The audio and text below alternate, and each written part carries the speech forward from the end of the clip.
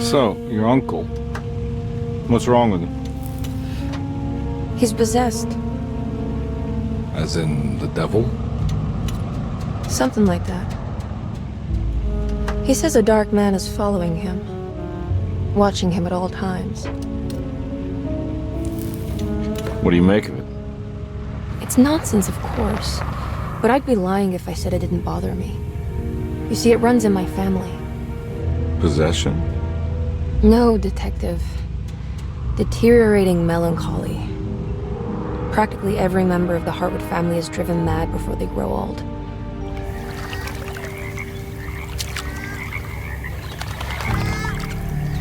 But Jeremy didn't kill himself. Is that why he's at your setup?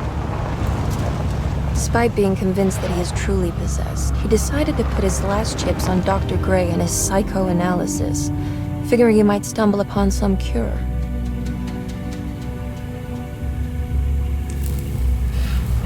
You mentioned the letter.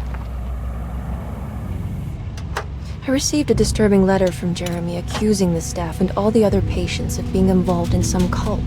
And now they are also out to get him. Could it be real? Or is it all just in his head? It's a story he tells himself, Mr. Carnby. Anything to avoid the truth. Which is? That we're all terribly insignificant. That people mean so very little to one another. That there is no one out to get Jeremy Hartwood because he isn't worth getting. Here we are.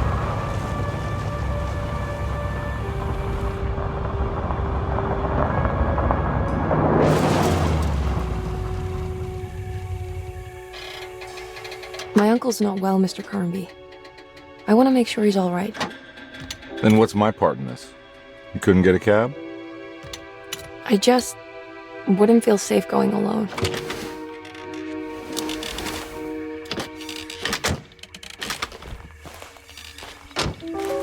Did you bring a gun? Yeah.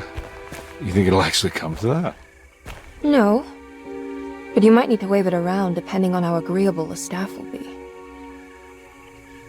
What exactly are we gonna do when we find Jeremy? I don't know. Let's just find him first.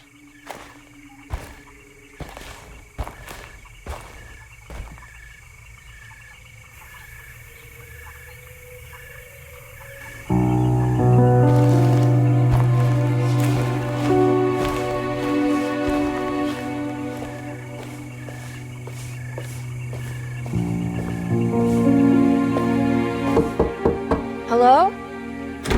Hello? Looks abandoned. It can't be. There has to be someone around. Wait here. I'll go around back.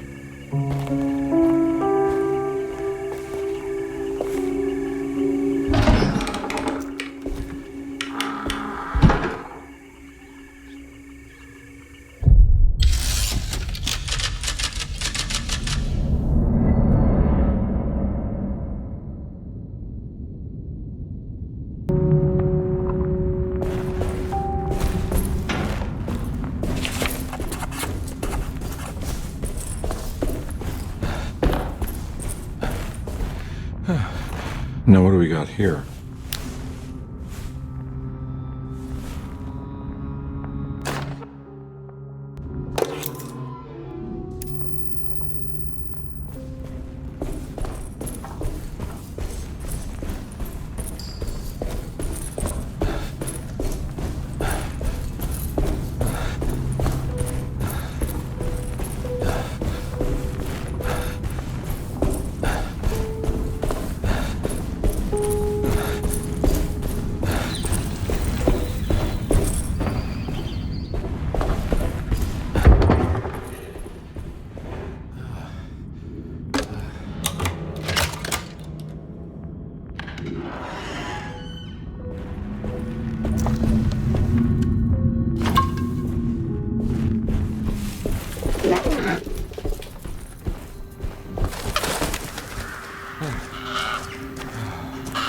Nah, I'm not getting in there.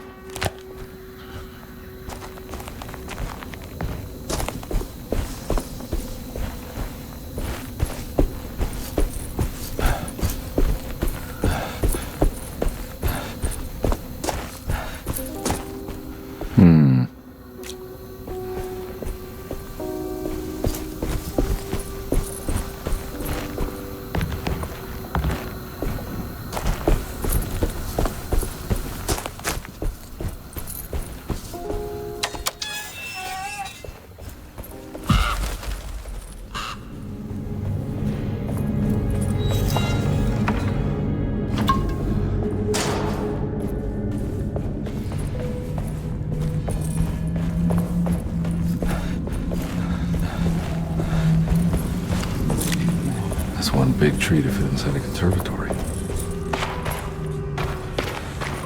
Huh?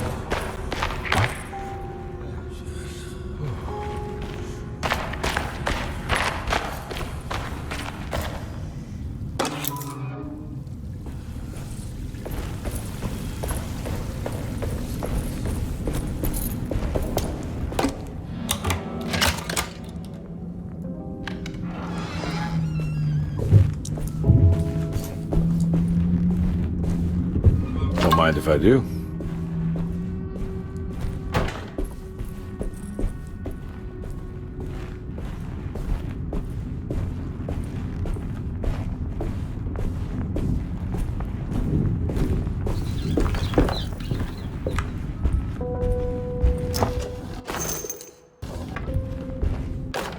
Every day your silence weighs a little heavier.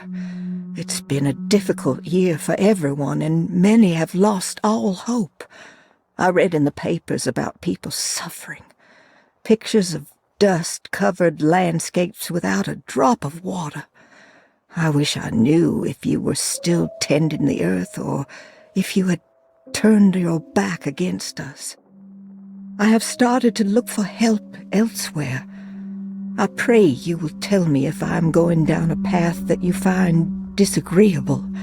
With help from Baptiste and Charlotte, I found comfort in the practice of the voodoo. I have long been skeptical of that Caribbean cult, but it's been of good use to me. It seems all harmless in my book. I say some words dreamt up by the Creoles, and I carry around a small pocket of gree-gree. Nothing of this is mentioned in the Bible, of course, but the French Quarter priestess tells me it's all connected. She says the Christian God is just one more perspective on the creator of things. That's what I like to think, but the other way around, that the spirits of her faith are just aspects of you, our Heavenly Father. I am so grateful for the words you gave Mr. Hartwood. We will sing your praises at St. John's Eve. The world will be blessed soon again. Only the sacrifices of the Old Testament compare to your demands. Let it be the truth. A mother of earth, wood, and dirt. A mother of 1,000 young. Sacred sand, $1. Black cat oil, $1.50. Devil shoestrings, $0.25. That makes $2.75, madame. What was that you were telling the doctor? A goat without horns. What does that mean? You must have misheard me, madame. I said no such thing. Please, I know I don't look like any of you, but I'm devout.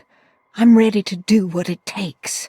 Do not be so eager to sacrifice the few things you have left, madam. Now please, leave my store. A goat without horns.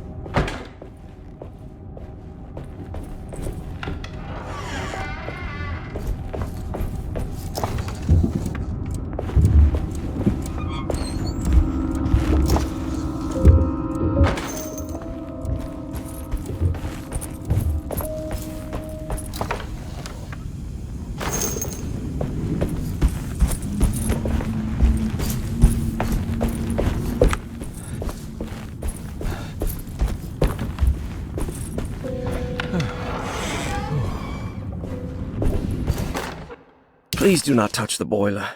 It is working after all. While the sabotage has caused a leak, only the decorative plate has been completely ruined. Let's wait for Mr. Chance to turn up and he can take a look at the leak. Mr. Waits.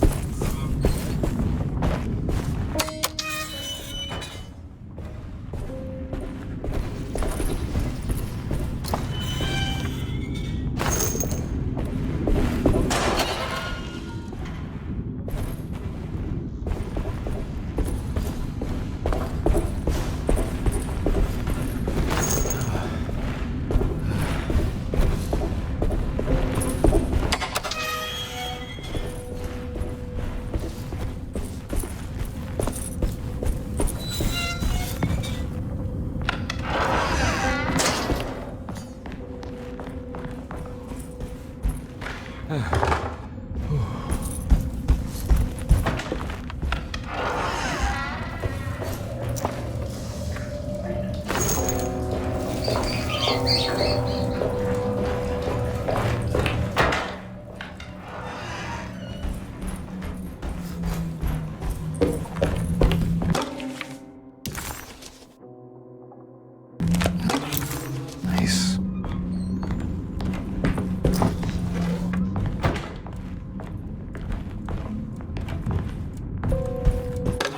Sunday, June 22nd.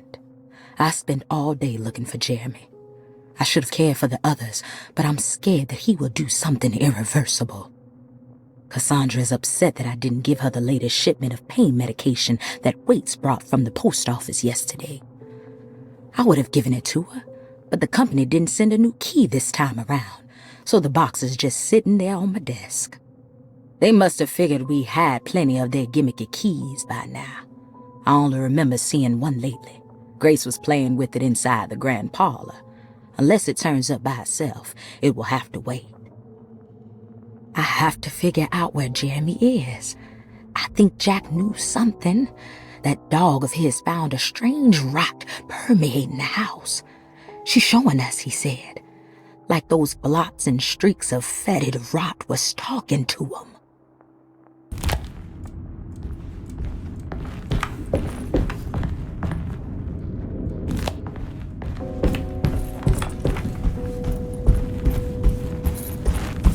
I need the key.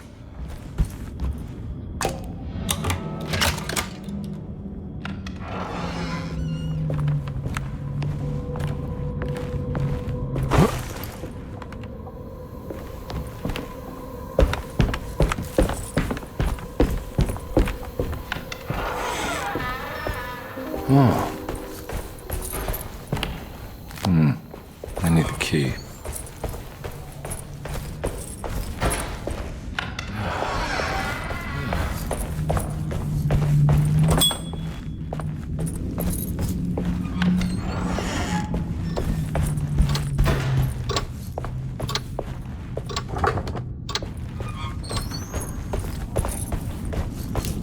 I need the key.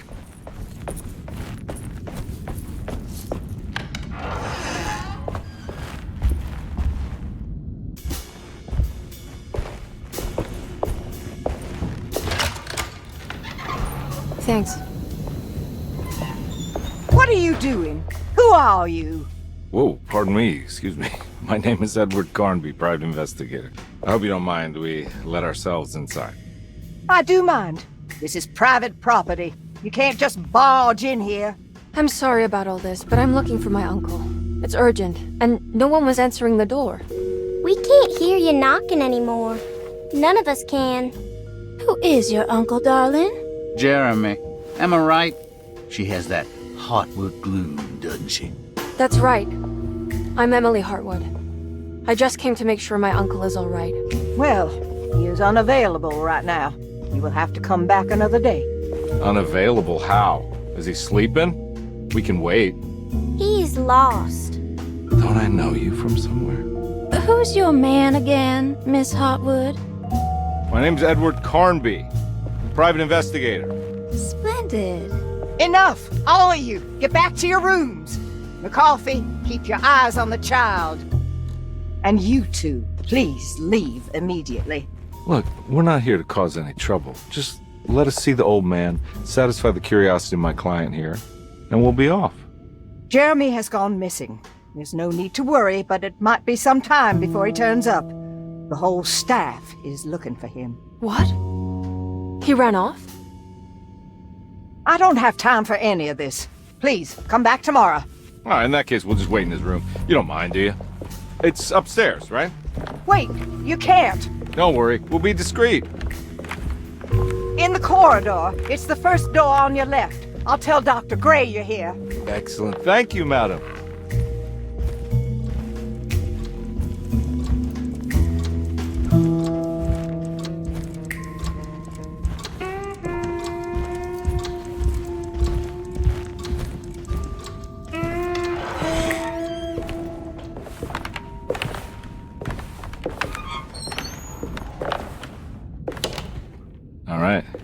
here we are. Let's look around. See if we can dig up any clues.